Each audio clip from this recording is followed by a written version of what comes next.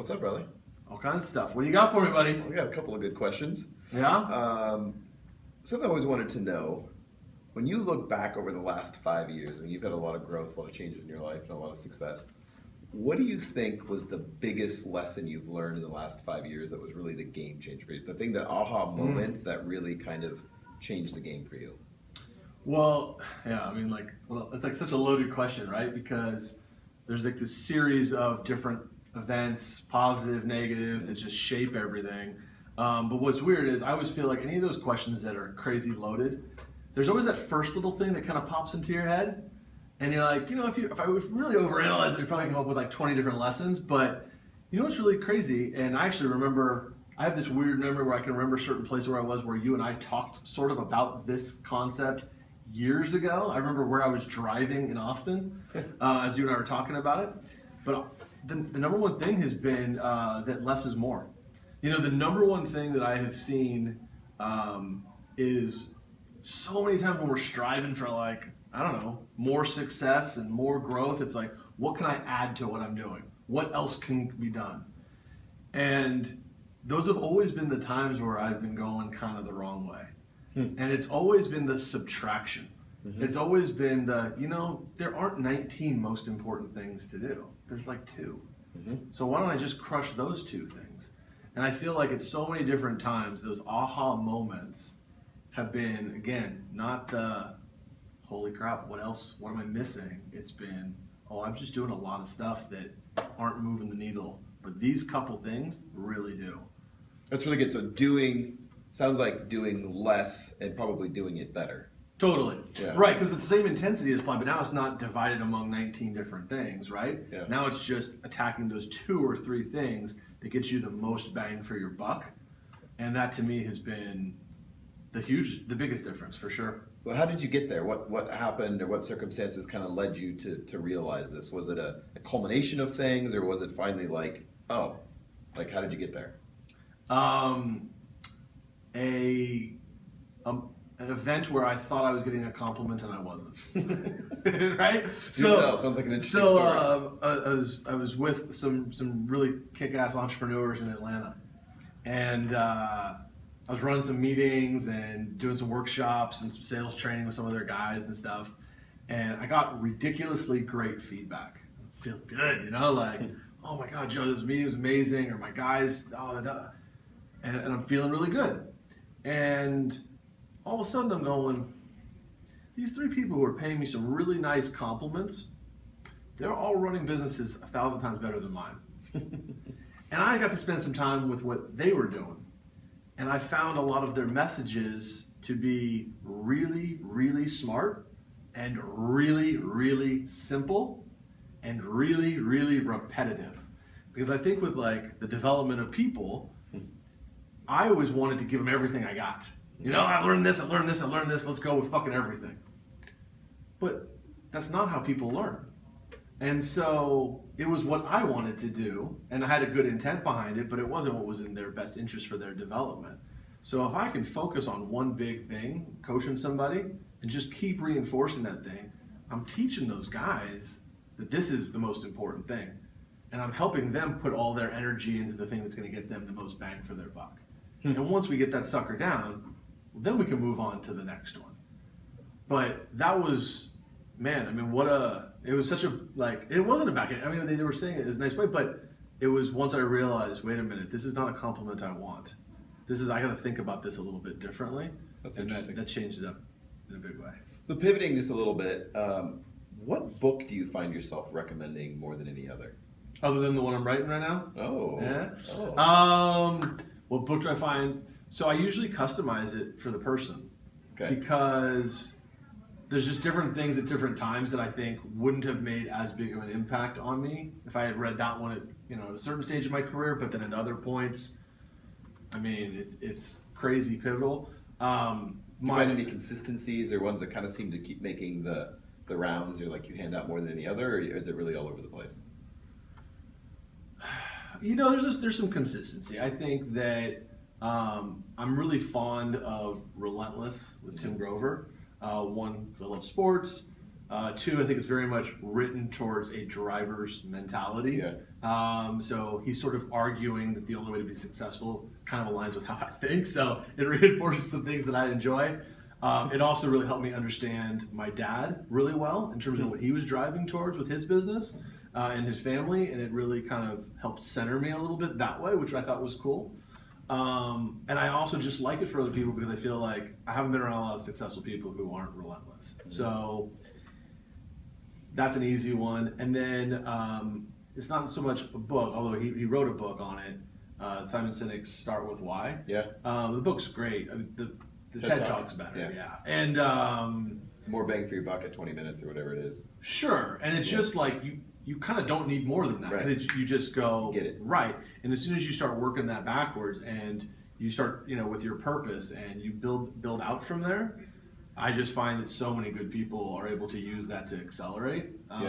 So I find that those two things, and then kind of an oldie but still a goodie is the 21 Irrefutable Laws of Leadership. John Maxwell. Yeah, it really changed my thought process from I'm supposed to coach people and they're supposed to make me look good, or lucky them for having me as a coach and that kind of crap that doesn't work and is the wrong focus, to it's a real privilege to coach people. It's a real honor. And really, I mean, again, sort of cliche language, but that servant leadership there's a reason why that phrase has lasted, right? Because it's really a great way to do it. And so that kind of got me on the right mentality of not just being good at leading, but why it's important for me to do it the right way.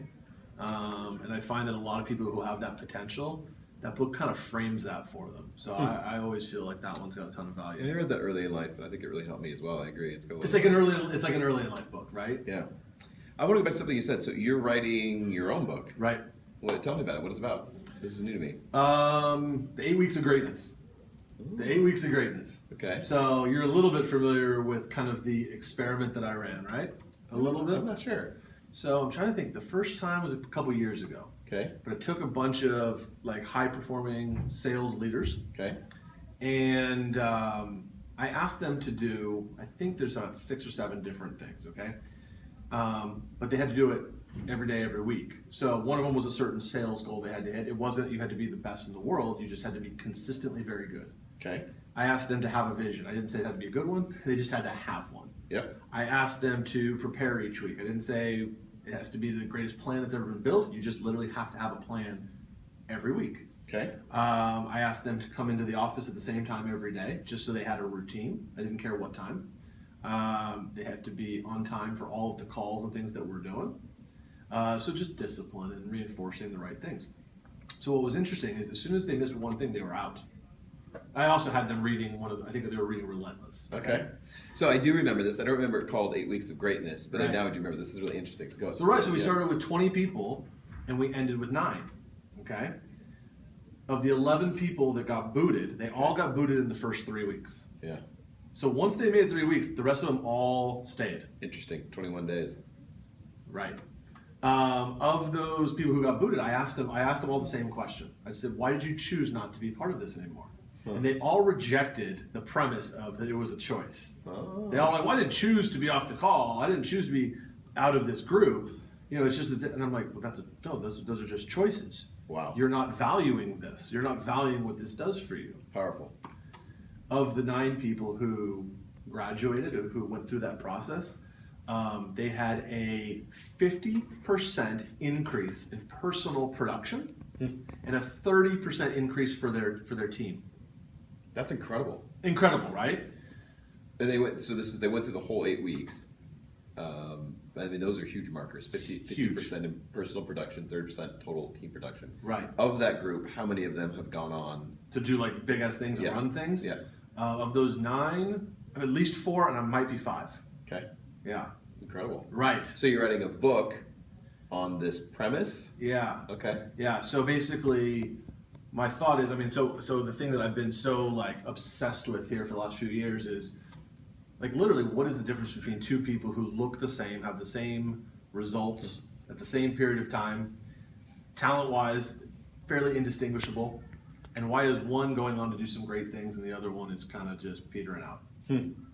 right? Mm-hmm. And so I genuinely believe that most people have it in them to be great. They just have, it's not that they have to do something extraordinary, right? Yeah. They just have to do the right things day in and day out. But I also think that if they start creating a winning formula and a winning process, they're going to stick to it because it's going to feel good, because they're going to like what they're getting from that. Yeah. So I ran that experiment a second time. Second time I wasn't thinking, first time was for my own personal, like, holy crap. Second time I was like, oh, this works. It was something I want to do for my business. So I didn't track the percentage increases, but we got a very similar type of a lift. And then I'm running through that again right now, and we're seeing the same thing all over again. And so I want to bring that to more people. You know what I mean? Like, I want to bring that to, most people don't have great coaches. They don't have a nice formula there. And I think that a lot of people have a hard time with time. They either want their result in one day, or they're prepared for something to take 25 years. And I think the reality is it's actually in the middle. It's actually like, it's not crazy, but it will take some work. But a 2-month, an 8-week process of being focused on how do you think and what's in the headspace, right? What do your habits look like? And then how are you grooming your skills? And if you have those 3 things kind of packaged with some good purpose, I see crazy good results from those people. I'm going to follow up you. That's really cool. I'm having fun with it, man. Yeah, that sounds interesting. Okay, one last question for you. What item have you bought for less than $100 in the last year that has made the biggest impact in your life? What item less than $100? So, or thing. What have you spent less than $100 on that had made the biggest impact in your life? Quality of life change. Quality of life change. God, this is super nerdy. And now I'm just doing a free promo for these guys. Dragon Anywhere. Okay. What is it? It's basically, what do you call it? A transcriber. Okay. So, yeah. So basically I can work on writing articles or my book. You have all these great thoughts in the car always, right? Like, the best thoughts come when you're least prepared to jot them down, right? So I've been digging that sucker. Like, I actually was speaking in Dallas, and I was like, I'll capture this and see what the hell it's all about and just put it into words. So I just brought it up with me, hit play, spoke in front of a bunch of people, and then afterwards I went through there. How accurate did you find it? How much editing did you have to do? I had to do a decent amount, but I don't, if I'm speaking deliberately for, and I don't want to trash the thing, but I don't need to do much if I'm deliberate, the process. And you're speaking, when you start speaking, you're going and whatever. I do a good amount of editing. But since then you figured out how to maximize on it, you're driving the car, things like that, it's gotten better. Yeah, I mean, think of how many great people we've been around who offer so much great wisdom from all of their experience. And how very little of it's recorded. And right. Yeah. So, I mean, that's something we're changing in my business, is just capturing more of that. Yeah. So that can be passed on.